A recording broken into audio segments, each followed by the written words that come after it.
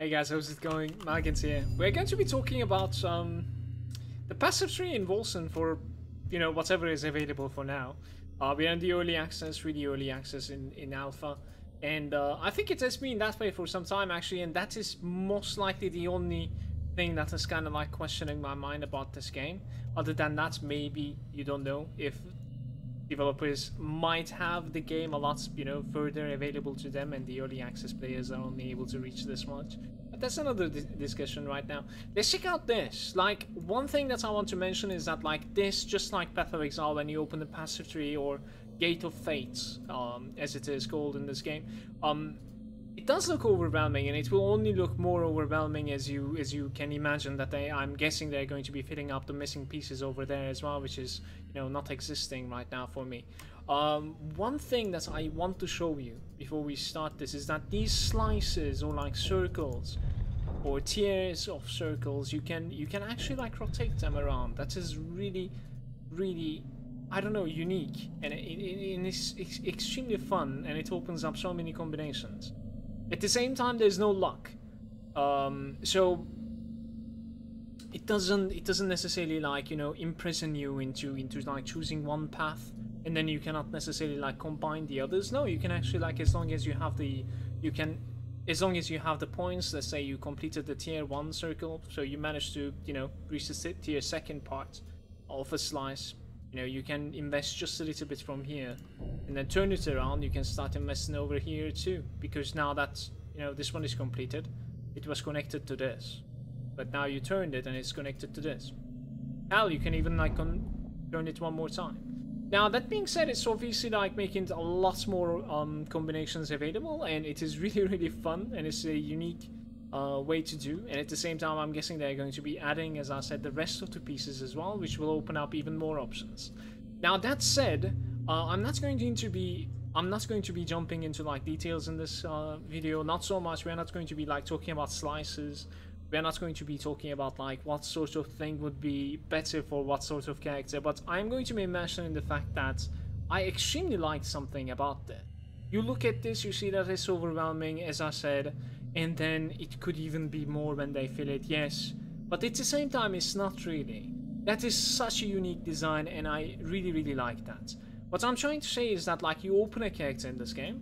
Let's say that you're absolutely new to the game, maybe even to the genre as well, like ARPG scene. You're completely new to it. This is the first thing that you choose, and then, I mean, this game. And then you open a character and say that I want to be a caster, some sort of like a mage, something elementalist, I don't know. Let's check this, okay? We have like 5 choices here, right? It says either Hunter, Thief, Guardian, Arcanist, and Legionnaire.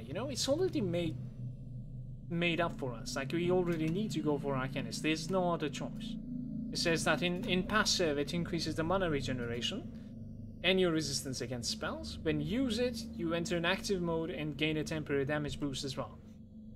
On top of it, the passives in this game, every single node, they give you attributes, stats as well, and stats in this game are incredibly impactful. I'll be making another video for it. Hopefully we'll try to make it some sort of simplified version as well, because right now as it is, it's extremely early alpha and only 20 levels are available to me. And while those are available to me, I think that is like 1/3 of the planned game. If I'm not mistaken, there's going to be at least 60 levels in this game. So I kind of know jack shit, It's definitely capable of changing quite massively, and should not be talking about the stuff that are, that easily changeable, let's say. When it comes to like late game, mid game, I think just we can see barely the early game, in my opinion, right now. That being said, like, every single click is giving you stats. And on top of that, as I said, a new player would say, okay, since I'm a mage, I'm guessing we are going Arcanist. He goes this way. And there are really simple and distinctive choices that he needs to make. And I think it's going to be quite easy. It's not going to be that overwhelming when you like, it's not going to be as overwhelming as you're looking from this upside when you focus this down, right? And let's assume that, like, you managed to get to this connection over here, and then you came to the second tier, right? So you're guessing to yourself, okay, now it must be a little bit more confusing than it should be. It used to be, at least. No, not really, actually. Like there's not so many options that you can go. This side is the gladiator side, which is like a dual wield side, quite sort of strength sort of side. As you can see, it's all about red. This side has a little bit of blue into it, but it gives agility, so it's like more like trickster, more like ranged character. This is like using crossbows or like, you know, projectile business. Hey, look, this side, it's an elementalist. So maybe we should go for the elementalist, you see? Like, it is really simplified, but at the same time you will have like limited amount of choices. Now, this being said, I don't want to make it sound like this is a bad thing at the same time. Is everyone going to be having the cookie cutter build? It is really hard to speak of that right now, as this is the only availability that we have right now in only 20 levels. But on top of that, the stats, as I said, I'll be talking about it in another video. They are so impactful, and every single click that we make over here is also having an effect on top of the stats as well. You could definitely turn your spec around a little bit. What I mean by that is like you might not take it, but I might go for like agility as a spellcaster so that I have a little bit more, you know, crit chance maybe.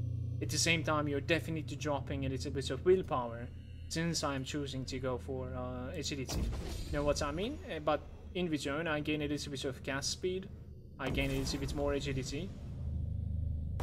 Maybe a little bit of ferocity. Maybe I would like to have some sort of like, you know, overall value build, while the other one would like to go complete paper, you know, no defenses whatsoever, as much damage as possible from willpower alone, and then try to scale the willpower. So far, I think this is the only thing that I can mention. As I said, like this rotating tiers of, you know, circles, or like whatever you want to, rings you want to call them, they're incredibly unique in my opinion, and I think this is something that I'm going to be looking forward to when it comes to like making builds. Definitely, especially making different characters should be really fun with it, and I really enjoy that it's looking, you know, sort of like easy to understand, and I don't know, just fun to click, man. Just look at this. Thanks for watching, hope you enjoyed it. I'll see you next time.